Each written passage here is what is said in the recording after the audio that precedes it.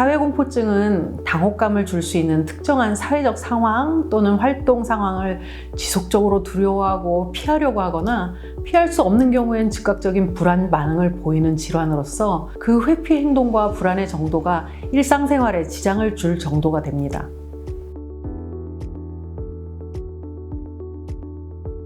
미국 정신의학회의 진단 기준이 되는 사회공포증의 특정 증상들이 모두 존재하면 사회공포증으로 진단합니다. 진단 기준 증상들은 우선 타인에게 노출되는 사회적 상황에 노출되는 것을 극도로 두려워하거나 불안해합니다. 또한 다른 사람들에게 부정적으로 평가되는 방향으로 본인이 행동하거나 불안 증상을 보일까 봐 미리 두려워합니다. 그리고 이러한 사회적 상황이 거의 항상 공포나 불안을 일으키기 때문에 이러한 상황을 회피하거나 극심한 불안과 공포 속에서 할 수 없이 견디게 됩니다. 이렇게 스스로 느끼는 공포가 과도하고 비합리적이라고 인식하면서도 공포, 불안, 회피 증상이 6개월 이상 지속되고 사회적, 직업적 기능, 또 기타 영역 등에서 현저한 고통과 손상을 초래합니다. 어린아이일 경우에 성인과의 관계가 아니라 아이들 집단 내에서 불안해할 때에만 사회공포증으로 진단합니다.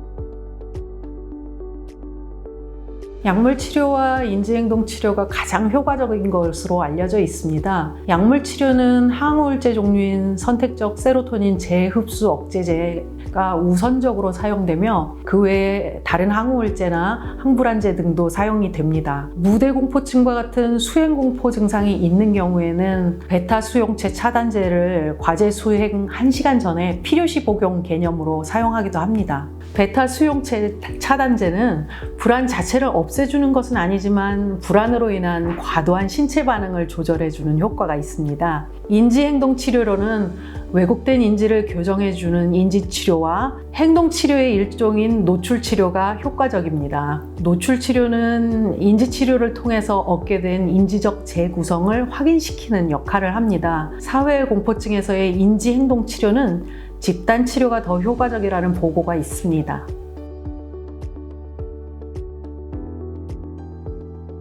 사실 사회공포증 환자들은 대부분 친구를 사귀고 싶어하고 소속감을 갖기를 원하며 사회적 교류와 의미 있는 대인관계 형성을 갈망하지만 안타깝게도 사회공포증 환자들이 타인에게 비춰지는 모습은 다소 냉담하며 불친절하고 대인관계에 무관심해 보입니다.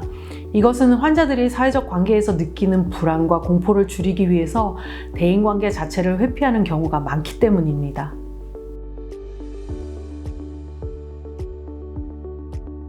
자신의 증상이 병인 줄 모르는 경우가 많습니다. 그저 내성적이어서 대인관계를 잘 못한다고 생각하는 경우가 많고, 병이라는 걸 알아도 정신건강의학과를 가야 할지 아니면 스피치 학원이나 다른 치료를 받아야 할지 모르는 경우가 많기 때문입니다. 또한 증상을 너무 가볍게 생각하여 사회생활에 문제가 발생될 때까지 방치하는 경우도 있습니다.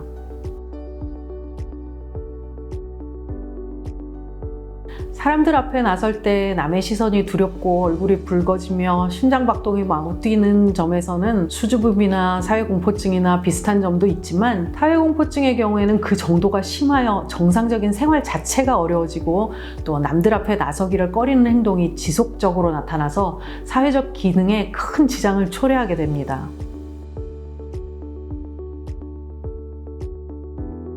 공황장애는 불안장애의 하위 분류입니다. 불안장애는 공황장애뿐만 아니라 광장공포증, 사회공포증, 특정공포증, 범불안장애 등등을 모두 포함하고 있습니다.